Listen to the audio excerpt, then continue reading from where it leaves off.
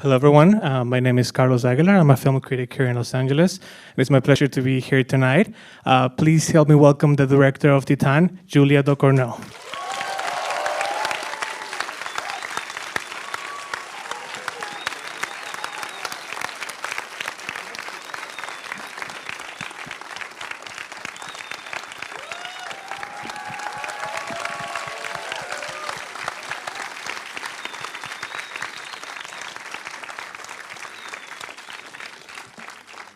Good evening, everyone. Thank you, Julia. I feel like everyone's going to look at their cars different when they go home tonight. Probably. I wanted to start by asking you if you could talk a little bit about your interest in, physical pain and the transformation of the body, because I feel like that's very, particular in your work.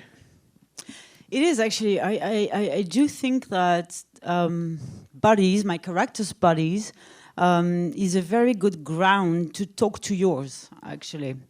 And I do think it's a really interesting way to somehow touch a universal feel of our humanity. It's all the more important when you have a character that you know no one will be able to relate to for the first 30 minutes of your film. So that was a huge challenge, right? How do you make people stay in the room in spite of the fact that you do not like her? My entry point was her body, because I do feel that there is not one way to relate to a main character. I don't think you have to necessarily morally condone everything that that character does. However, you have to feel for that person one way or another. So for me, her body, what she inflicts upon herself and what happens to her was really a way for me to try to make you stay with her. I always use that very stupid example of, for example, in real life, if you see someone being stabbed in the hand in front of you, you've probably never been stabbed in the hand in your life. And if someone has, well, that's a very big coincidence. But when if you had to see someone to whom that happened, your first reaction would be instant body empathy. Instantly. You know it's painful, you know you wouldn't like it to happen to you, and immediately, even if it's a stranger, even if it's someone on TV actually, you feel for that person at that moment. So that was my entry point for the character. This is how important that is. I wonder if you could tell us a little bit about finding your actress, Agathe, and it's such a physical, incredible performance that's almost hard to believe that it's her first time in a film. What was that process like? Well, actually the process was fairly normal. Let's say it was normal casting, but I knew from the start that I needed to work with a non-professional person for this part. For the reason that I did not want you to project anything else than the character and the character's transformation on her. So it had to be an unknown face, because basically if you had like a famous actress or a famous actor playing that part, you would have thought in your, even subconscious, you would have thought of all the other parts that that person would have played. And those parts, there is a good chance they would have been genderized, they would have been gendered. And I did not want that at all, because I want you to accept every single stage of her transformation and to accept the freedom that it is that she's going beyond all that in order to get in touch with her own essence, beyond gender. So thinking about that, I knew I had to take a non-professional person. I knew I had to take someone who had a very androgynous profile. And that's why I actually started casting both male and female people, I mean men and women, basically, that's how we call them, for that part, because for me at this level, gender was irrelevant as far as this part was concerned. And so that was actually a very broad cast, because if we're talking about, what the hell was that? Hi. So if you talk about men and women that are non-professional, we're actually talking about the world. So that was very broad. So my director of casting suggested that we should start checking out androgynous model profiles on Instagram. She did that because I'm not on Instagram. So she did that, and she came back with many profiles. And that's actually how I came into meeting Agathe for the first time. And the thing is that when you choose to work with non-professional persons, what you're looking for in casting, it's not like, you know, instant great acting, obviously. What you're looking for is potential. What you're looking for is someone that you feel is ready to open up and get everything out, basically. So that's why the casting lasted so long. It lasted 6 months. And I made her come back 4, 5, 6 times. 6 times, I think. In order to be sure that that was the person I was looking for. Obviously, her looks had a huge impact on me because I think that when you choose someone, you really need to want to film that person. And I really had to, I came to the realization that I wanted to film every angle of her, like, and to use every light on her because she has such a metamorphic figure that was incredibly interesting to me. After that, we spent a year working on the acting, so both on scenes that did not belong to my film, because obviously my film has very, very, very few dialogues. So I used scenes from other films that had a very broad spectrum of emotions in order to gauge what she had in her. So, for example, we worked on Sidney Lumet's Network with the monologue, "I'm mad as hell, I'm not going to take it anymore," which is very interesting because you start with some bitterness, you start with some sarcasm even, and then you go to full-blown anger and rage, and you end up on sheer despair and vulnerability. So that's a very interesting monologue to me. We also worked on Donna's monologue over Laura Palmer's grave in Twin Peaks, because you have like this very big dramatic emotion that goes up to the tears. That's something very hard to achieve, and again, it was good for her in order to try to get in touch with her emotion and how far she could go with that. And we work also on Killing Eve because a lot of Villanelle's monologue have a lot to do with Alexia's character. And then you have the opposite with Vincent Lindon, who's, you know, a very veteran French actor who transformed his body over a couple of years, I believe I read. So tell me about, you know, casting him and the sort of big demand or ask that it is to as an actor, transform his body like that.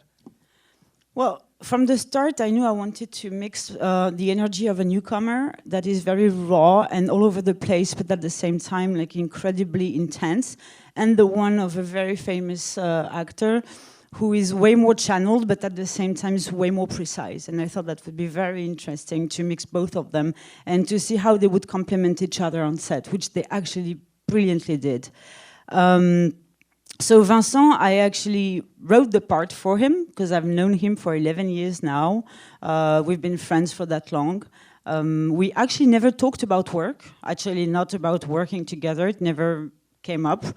But somehow I think, you know, Vincent's character being the only bearer of true emotional connection that we can have in the film, it was very important to me that I had someone who was like top-notch with that could be like incredibly subtle in his emotions and at the same time very, very dramatic. As silly as that sounds, it's not so common in France. And Vincent is very, very uninhibited with his emotions. And I love that about him. It makes him so endearing. And so I thought about him quite quick in the process of writing, and very arrogantly, because he is a huge star in France, but very arrogantly because we've been friends for so long, I knew that he was ready for that he was ready to, you know, play with his image very much, because he had never been in a genre movie before, didn't know the codes of my cinema at all, even though he had seen Raw and liked it. But for him, it was a bit like, it was bit of risk being taken here, but I knew he was ready for that at this stage of his career. And also, I think I can show him the way no one has shown him before. And this is something I'm actually pretty proud of. You know, there's several, you know, dancing sequences in the film which are really incredible, and they all sort of have very different connotations. And I know that Vincent is not a fan of dancing. You know, he actually hates it. True. And neither of singing. I think the Macarena was the worst for him. Like, really. I mean, we rehearsed. And, it was impossible. It did not go through. And I rehearsed with him, and we were singing like idiots, together. We were singing the Macarena. I even did the dance for him in order for him to get the pace of it. Didn't work at all. And in the end, I just tried to embrace that. And I thought, what? The fact that he actually can't sing is very endearing, and it's a very nice light on the character. So I kept it like this. But for him, it was a very big moment of anxiety to do that. The dancing as well, but the dancing, it was different. I think he surrendered into dancing way more than he thought he would ever be able to do that. He surrendered, and it was, there was a form of release there. But I think that it was also linked with the fact that not only did he not know the codes of my cinema, so it made him go a bit blind, into the film, but also I'm someone who would never show images of the film to the actors, but to no one in the crew. I don't do replays at all. I mean, do you say replays? Yeah. And I don't watch the rushes, so no one else watches the rushes either. So basically, we just go all in at every scene. And at the start, Vincent was very worried about that. And we talked about it for a long time, for at least a year and a half. And I was like, Vincent, this is how it's going to go, because this is how I work, and I can't work any else. And I can't work while showing you every time what we're doing and stuff like that. You need to trust me, and I'm going to trust you, and I'm going to make you feel safe. But you have got to trust me. And so I think that in dancing, somehow, it's just a reflection of this trust that he gave me that was so generous, and he was a real trooper, to be honest, on set. It was amazing. And I think that it really shows in the dancing part, and it shows that he's just surrendering to the character fully. I love that. With the dancing and also with a lot of the construction of the characters, you do incredible work subverting gender conventions. I wonder if you could tell us a little about your thinking behind how you treat gender in the film.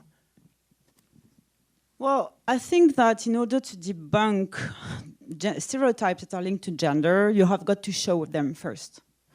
So that's what I do. I think, obviously, the most prominent example for that is the car show scene, the oneer, where at the start, I'm trying to mimic a male gaze that would be set on the girls and that would objectify the girls as much as it would objectify the cars at the same level. And as we go through the oneer, we get to Justine. Justine is a step further, because Justine, you can hear her talk. And not only does she talk, but she also retaliates to someone who's assaulting her. So that's one moment where you get, okay, I have a character here, I can have empathy, I can understand, and she exists. But she's still seen through the realm of that stereotypes, of exotic dancers and cars. And when you get to Alexia, things change for me, because the moment and it's right from the start, actually, when she opens her legs, she starts looking through the lens of the camera. And throughout her whole choreography, she looks through the lens of a camera. So for me here, she reclaims, let's say, her own narrative. She becomes active, when before the other women were seen as passive through that male gaze. And she's become active because now she's looking at you when you're not looking at her. She is looking at you. So that's an example of how I try to debunk the gender stereotypes. Also with, for example, the use of light. You'll see that in the film, in the first part that is supposed to belong to the feminine aspect of the film, the light is very cold, it's very blue. And again, it's something that is socially constructed to belong to masculinity. And and it's very harsh. Whereas when I show the firefighters together, they're always, kind of sunk into that very warm, soft pink light. I use also a lot of slow-mo on the part of the firefighters, which makes it things, more sensual, more softer. That's another way to try to also blur, the contours of their masculinity or of gender in general. So you have to understand that this is not something that was an agenda. It's not like I had my little, program pinned on the wall, like, what am I going to do with gender stereotypes today? The idea was obviously to create a character, so Alexia, and also a relationship, the one she has with Vincent, that would just like try to reach to their humanity by shedding the skins or the layers of the social construct, of representation, and what you expect from a character according to what they're supposed to, which gender they're supposed to belong to. And it's something for me that was so important in order to try to make emerge a real unconditional love at the end, which means a love that looks past all these constructions or representations, and just portray two people who just need each other so bad that they're willing to forget anything that the world has made them to be. So that's why it was not just an agenda. You know, since you mentioned Justine, I think an interesting thing, and if you want to talk about how your characters, Justine is a character that comes from your short film and from Raw, played by Garance, and also the two main characters in Raw are also Adrian and Alexa. And if you could talk about how using the same names, are they same characters in different bodies? Actually, but for Garance, it's the same body. But yeah, I mean, for me, so I think I have a big issue with ending my films in the way that normally you make a film, it has a start, it has an end, and then you move on to something else, to a new topic, to new characters, to new stories. And for me, this is quite hard. I think of my films as belonging to the same gesture, as the same movement, and again, every time I'm trying to shed the skins of the previous film in order to go deeper and deeper in my search of, I think, a form of truth, even though I might never find it, and it's okay, because the journey matters more. But so it's really, for me, the same thing of going deeper. In that idea, the characters, for me, there is affiliation between them, as there is affiliation between my films, but for me, the characters are like mutated forms of the same characters. You know what I mean? It's like, for me, Justine, when I started with Justine, for example, it was with my first short that was called Julia. And she was 11 at the time. Justine, the character, and also Garance at the time. And for me, it's just a character that's kept evolving through the films. It's not exactly the same, but obviously when you shed skins, you're never quite exactly the same as you were before. For me, there is a backbone somehow, but they just mutate. I see them as mutation form. And for Alexia, Alexia came to me after Raw. I mean, actually, I was in post-production. And so for those of you who have seen Raw, you know that Alexia at the end, thank you, you know that Alexia at the end ends up in a cell. And I thought, what would happen if I would take her out of the cell? And I tried to. And actually that's where Alexia comes back to be. You know, this Alexia, as you've seen, I just tried to take her out of the cell and somehow to grant her a form of redemption or redemptive arc, you know, to see where it would take me as far as her humanity was left in Raw. No, there is definitely something that comes to mind. I think, by the way, I think that creating something is always, I mean, doubts are always part of that. Your insecurities will never leave you. I mean, you can leave some of them with the previous one, but you'll find new ones in the next ones. But it's good. It's good to work with doubts. You know, this is what makes you go deeper, and that's good. Titane, it's a good example for that. Because after Raw, I started having this, you know, like slithering anxiety in me. I was starting to be aware of the expectations on the next one. And that was not nice, did not feel nice at all. Actually, I was pretty petrified. I think the worst thing was that not only was I aware of the outside expectations on my next one, but I was so overwhelmed by my own. My main fear was that I would not be able to give as much love and energy to my next one as I did for Raw. I pretty much thought that was it, you know, that I was gonna make one film and I wasn't sure I was gonna have this in me to make another one. And that's pretty painful to feel. And it was so painful that I was actually, petrified and blank for a whole year. Can you? And it's not a whole year where you go on holidays and you have fun. Huh? It's a year like sitting in front of your computer, not being able to write, and that sucks, like bad. And so after a moment, I started being very angry at myself. You know, very angry for not being able to produce anything, and also for actually yielding into the idea that I would make only one film. And this is actually was the trigger for me. I had a huge fuck you moment, huge, but at me and at the world. And I was like, you know what? I have to let something out, and I don't care if anyone's gonna like it. It just needs to go out, you know, and we'll see what it gives. And that was a very, very foundational moment for me, because I do think that the radicality of Titane would never have happened if I hadn't felt this fear.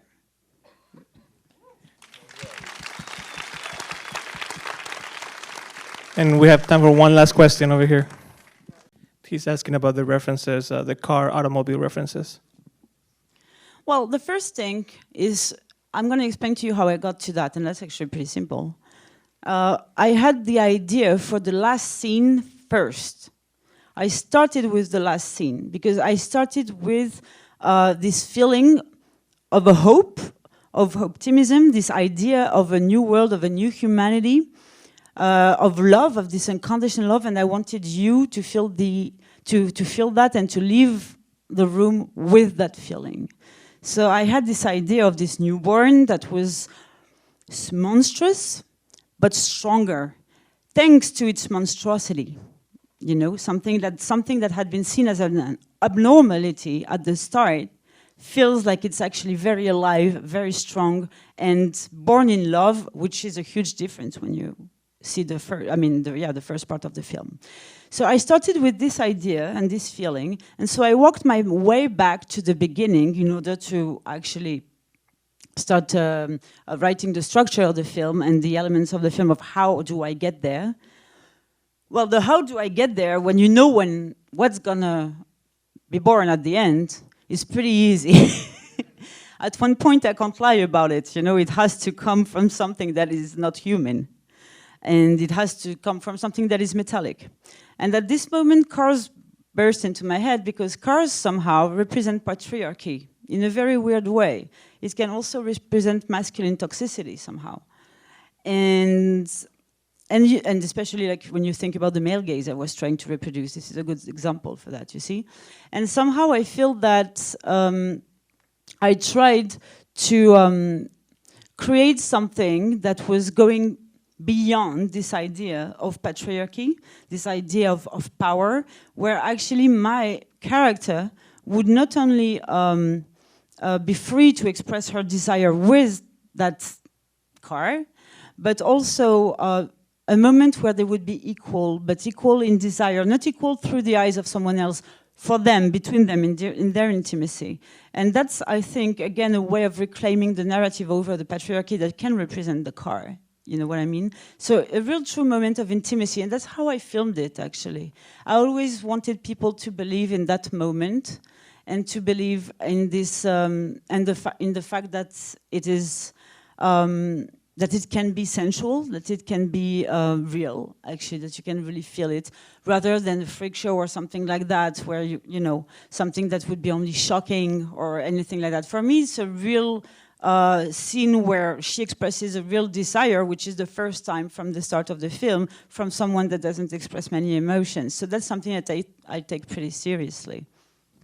Thank you so much, Julia. That's all the time I have. Thank you, everyone, for being here. Thank you.